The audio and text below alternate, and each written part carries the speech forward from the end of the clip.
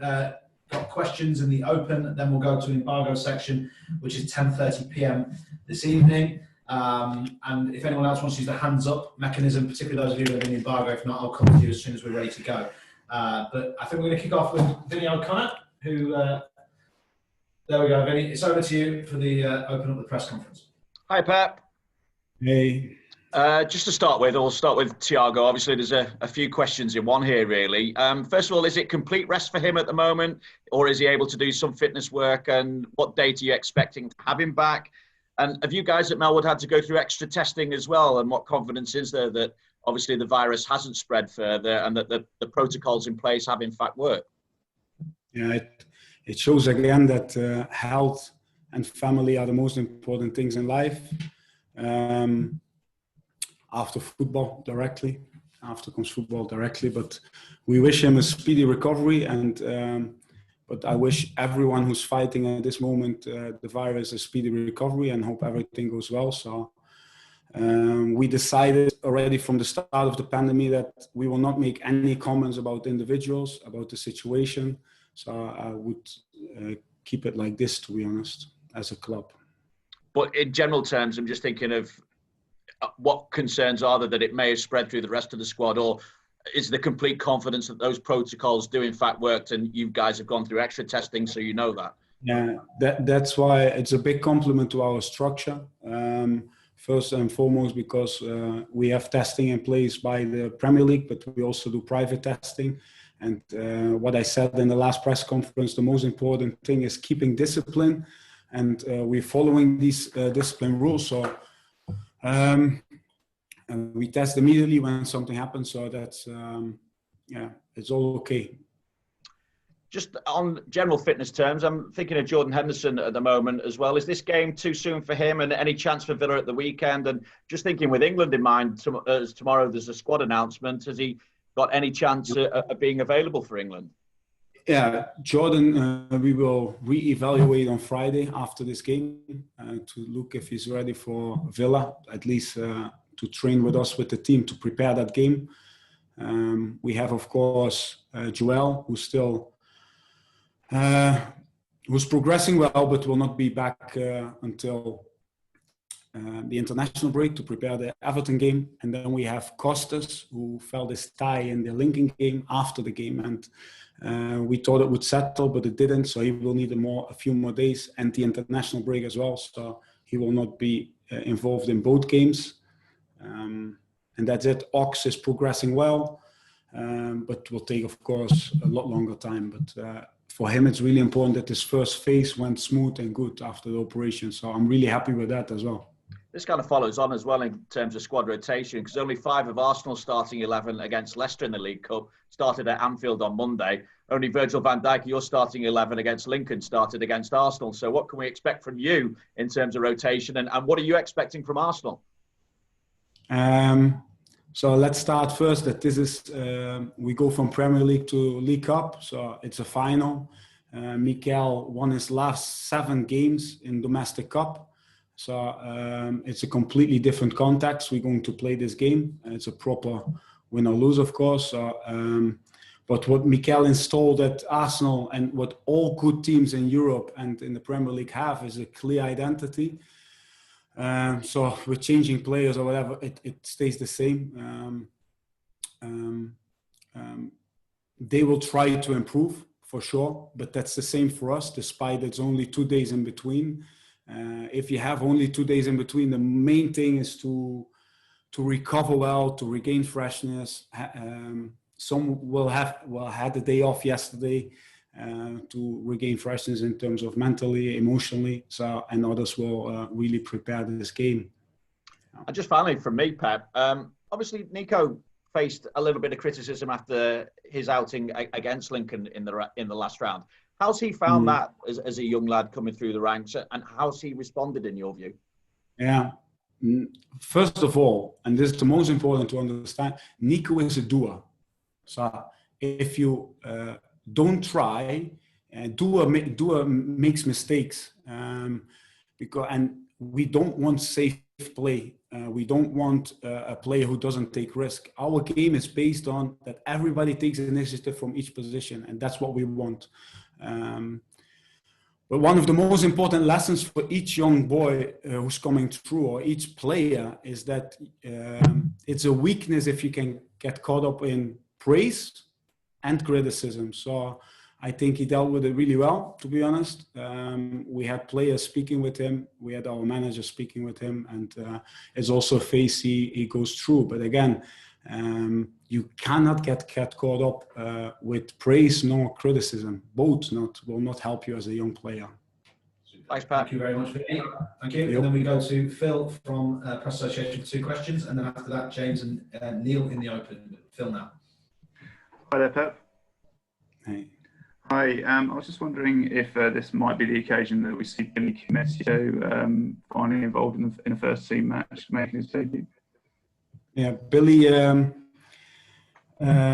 he has a clear pathway in this club, but it's still in the start.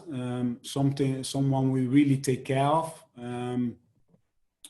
He's still a very young kid, humble but with big potential. The reason why he played only 60 minutes in the under-18s game is that it was medical. So he has his own project, his own process, and we are really happy how things are going so far. So there's still decisions to be made today. Let's see. I was also wondering about the likes of, we know Rhian Brewster didn't play in the linking game, and there's talk about him possibly being a player that might leave sometime soon. What can you tell us about whether he might be involved tomorrow and whether he might still be here by the end of the transfer window? Yeah, it's how I said last time. We do this press conference in our boardroom. These things, transfer policy, transfer rumors, should stay in here without the Zooms and without the cameras, and I want to leave it by that. Yeah. Anything else, Phil? No, good. Okay, we'll go over to James Pearce from The Athletic for a couple of questions, or certainly a question, James. Hi, Pep. Okay. James. Pep, Xherdan Shaqiri, that was his first start last week since the Club World Cup back in last December. He's had a torrid time with injuries, but was that a timely reminder against Lincoln of the quality he possesses and the difference he can make in games? Yeah, I think he had a superb game against Lincoln in a different position he's used to playing. So that makes it even more recognizable and even more great. Also for himself to have, after such a long time, to start, to play in this manner. If we expect one thing from Shaq is that he tries to dictate the game, that he's always search for attacking solutions, that he uses his technique to be involved in build-up and in creating. So I'm really happy for him that he could start like this and show his desire on the ball, his drive, and especially without any injuries. What's of course a very difficult period for him coming through this game. And just in terms of, you often talk about our identity is intensity when you talk about Liverpool's style and brand of football. From a coaching viewpoint, was Monday night's game against Arsenal the perfect example of that? It's one of my favorite games since I've been here. Coming 1-0 down, playing how we play, no ego, constant team play, being dominant in each game moment, over 95 minutes, pressing, counter-pressing, and have a build-up and a positional game what was very good. So I'm really happy with that game, yeah. We are really happy with that game, of course. Fantastic. Thank you, James. And then a couple from Neil, I think, and then maybe one from Glenn Price to finish, but Neil certainly next. Neil? Hi, Pep. Yeah. Can I ask about Minamino and his developments? Obviously, he didn't get much football before lockdown, but since then, it seems to be clear that he's physically and getting better and looking more in tune with the team as well. Is that how you see it? So I didn't hear the... Minamino. Taki. Yes. Taki, yeah. wow, what a desire. He is somebody who turns our game collective as well, the same as what Roberto does, Firmino. His professionality on the pitch and off the pitch is outstanding. His development so far has been really great. He's that player who always gives everything each day, and if you're already good, then it becomes really interesting if he can keep that up. So we're really happy with that. So long may it continue. And just on Diogo Jota, I mean, he obviously got his first goal, which is a big moment for him. But how have you found his settling in period? He looks at home already. Yeah, Diogo. That's what I said before. For passionate players, for players who have goal in them, there's always space for us at Liverpool. A great desire to learn our game. He will add something. I said last week already, he's at the same level technically as our front three. And the one thing I found really difficult to coach is the intuition in the box, being in the right position to score, like the pure instinct of a striker, what we want from many players, of course, but especially from our front three. And he in 10 minutes was, 15 minutes was 3 or 4 times in a position to score. So that's really something that's good. Yeah.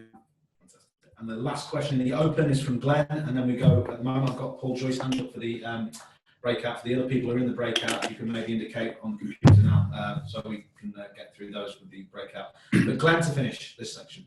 Hi Pep.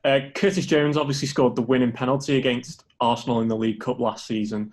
Just how much has he come on as a player in that time? Curtis is the type we really like, because he has so much bravery, so much courage, and so much self-confidence. But it's the proper self-confidence and not the wrong one. The self-confidence that comes with training, with the attitude, with the desire to improve, with a constant focus on what's important and to learn. And his call-up proves that his development has been good. So he's probably one of the most offensive, now probably the most offensive midfielder we have. He's the one, if you look to the games, he's probably always the first one who makes the surprise move in the box from midfield. He's always the first one who shoots, if you look closely. And he has this risk, this young blood, what helps us. And what I said before, these young boys are not talents anymore. They are proper members, proper squad players. So, yeah, really happy with his journey, with his pathway. And he's a boy from the city. So ambition, passion is always there. I like that so much. Fantastic. Thank you. That's the open. So let me just stop now for those of you streaming it back. Just a reminder that this now needs to cease until